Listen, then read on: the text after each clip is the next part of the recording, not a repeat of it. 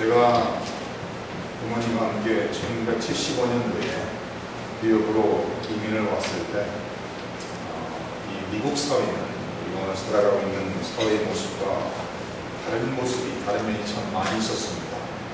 제가 지금도 생생하게 기억하는 것은 그 당시만 해도 주일날 사업을 오픈하는 사람들이 많지가 않았어요. 그래서 주일 되면은 슈퍼마켓이든지 여러 다양한 가게들이 문을 열지를 않았습니다. 그래서 많은 것을 토요일까지 다 준비를 해놔야 되는 그런 세상이었던 것을 기억을 합니다. 그리고 이 미국에서 쭉 살면서 서서히 점차적으로 도덕적으로 타락해가고 영적인 것이 사라져가는 그런 모습을 목격하게 됐습니다. 아마 불과 한 20년 전만 해도 동성연애, 동성결혼 이런 것은 상상도 하지 못하는 그런 내용이었어요. 아마 이 미국에 있는, 아니 전 세계에 있는 사람들이 동성이 동성과 같은 남자가 남자를 사랑하고 남자와 연애한다, 여자가 여자를 사랑하고 여자와 연애한다 그러면은 많은 사람들이 이상한 사람이라고 생각했고 그것은 분명히 옳지 못하다라고 말했습니다. 그래서 동성연애하는 사람들이 한 20, 30년 전만 해도 나와서 내가 동성연애자다라는 고백을 하는 사람들이 없었어요. 그러다가 10여 년 전부터 탤런트든지 연예계에 있는 사람들이 자기가 동성연애자라는 것을 고백을 하면서 서서히 드러나기 시작했습니다. 그러다가 지난 금요일 날 뉴욕에서 뉴욕 주지사인 앤드류 코머가 뉴욕에서도 동성 결혼이 법적으로 패스가 됐어요. 2년 전만 해도 그 당시에 민주당 의원들이 많았던 당시에는 이것이 똑같은 비리에 올라갔지만은 이것이 통과가 안 됐습니다. 근데 지금은 2011년도에는 공화당이 더 많은 의원에 올라가서, 상원 의원에 올라가서 이것이 통과가 됐다는 사실입니다. 11년 전만 해도 동성 결혼이라는 것은 미국의 어느 주에서도 법적으로 허락된 것이 없었어요. 그런데 엊그저께 뉴욕에서 이 법적으로 통과시키면서 이제 미국의 6개 주에서 동성 결혼이 허락이 됐습니다.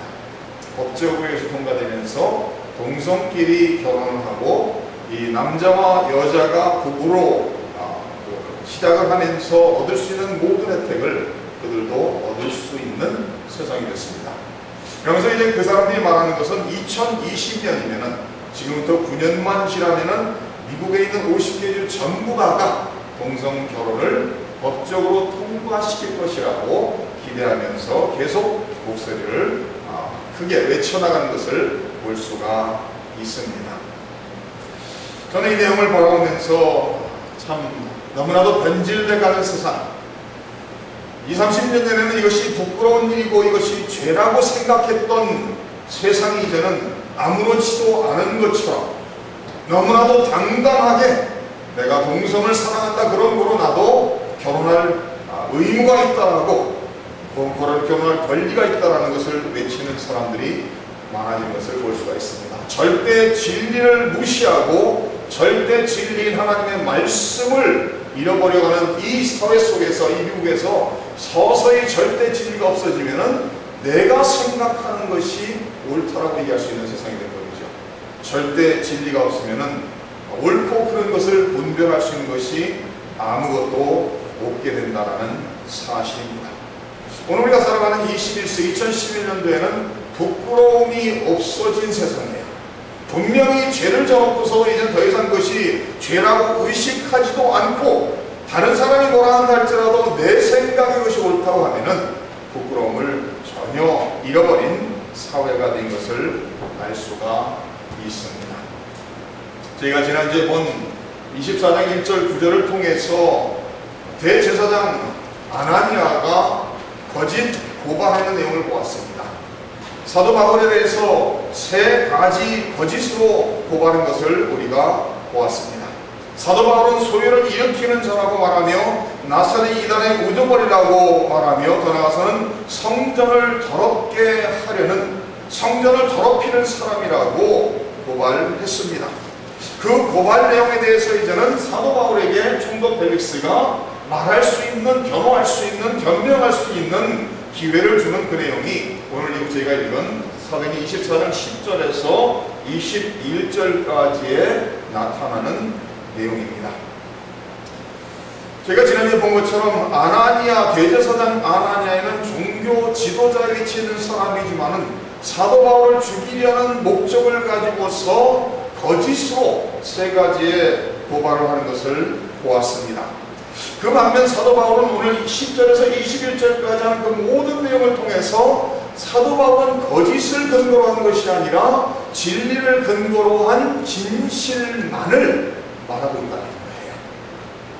아나니아는 대제사장으로서 거짓으로 사도 바울을 죽이기 위해서 모든 것을 근거 없는 것을 증명할 수 없는 거짓으로 고발하고 있지만 사도 바울은 자기에게 있었던 모든 일들을 사실 그대로 발언함으로써 오늘 내용을 전개해 나가고 있는 것을 볼 수가 있습니다. 지금 총독 벨릭스에게 천부장 루시아가 보낸 편지, 그 내용이 23장 25절에서 30절까지 기록된 것을 알 수가 있습니다. 천부장 루시아가 이렇게 편지를 쓰면서 총독 벨릭스에게 보고를 하고 있습니다.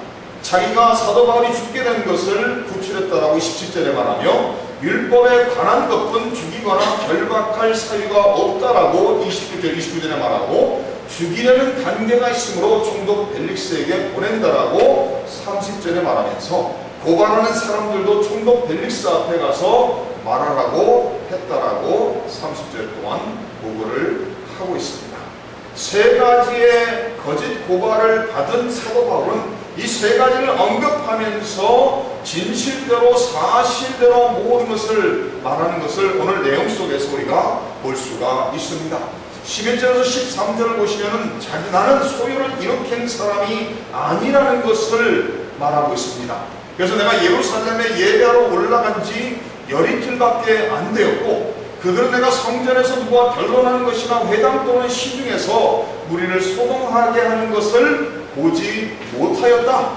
그리고 이제 나를 고발하는 모든 일에 대하여 그들이 능히 당신 앞에 내세울 것이 하나도 없다는 거예요.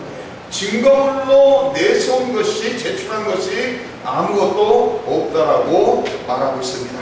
그리고 더 나아가서 나사렛 이단의 자기는 우두머리가 아니라고 14절에서 16절까지 말하고 있습니다. 나는 그들이 이단이라는 도를 따르는 사람이다. 나는 나사렛 이단의 우두머리가 아니라 바로 그 도를 예수님을 따르는 사람이고 조상의 하나님을 섬기고 율법과 선지자들의 글에 기록된 것을 다 믿는 사람이고 그들이 기다리는 하나님께 향한 소망을 나도 가졌고 부활에 대한 소망을 가진 사람이라고 고백을 하면서 이것으로 말미암아 나도 하나님과 사람에 대해 항상 양심의 꺼리낌이 없기를 힘쓰는 사람이라고 말합니다. 그 세 번째 거짓 고발에 대한 성전을 더럽게 했다는 것에 대해서는 17절에서 19절까지 사도 바울이 이렇게 말합니다.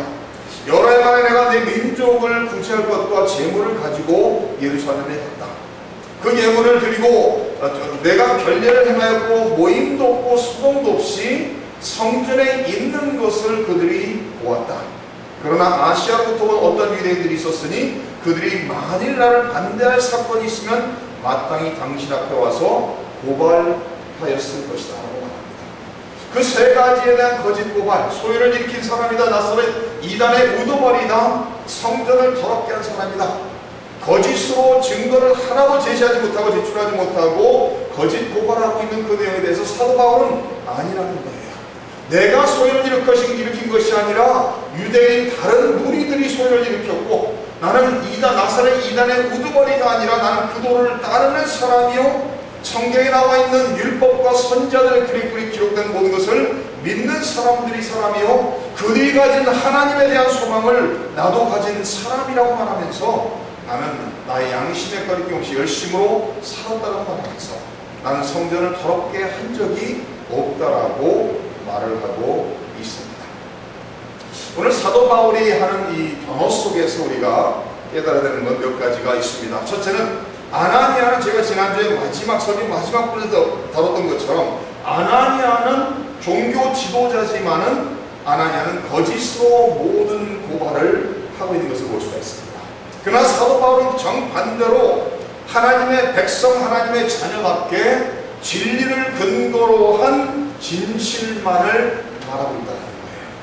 사랑하는 성도, 지난주에 말씀드린 것처럼 우리 예수님 믿는 사람들은 어떤 상황에서든지 어디서든지 누구 앞에서든지 항상 진리를 근거로 한 진실된 발언을 하며 진실되게 살아야 된다라는 말씀입니다.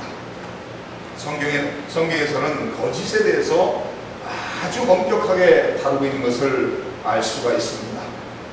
그래서 우리 예수님 믿는 사람은 우리의 입술에서 입술을 통해 나오는 모든 말은 거짓이 한마디도 있어서는 되지 않아요. 우리는 모든 상황 속에서 모든 사람 앞에서 진실만을, 사실만을 근거로 한 발언을, 말을 하는 사람들이 되어야 된다는 말씀입니다.